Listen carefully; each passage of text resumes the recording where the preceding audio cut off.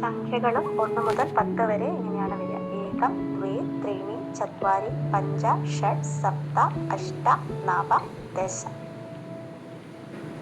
ഇവിടെ ഏകവചനം, ദ്വിവചനം, ബഹുവചനം എന്നിങ്ങനെ 3 എണ്ണമാണ് കൊടുത്തിരിക്കുന്നത്.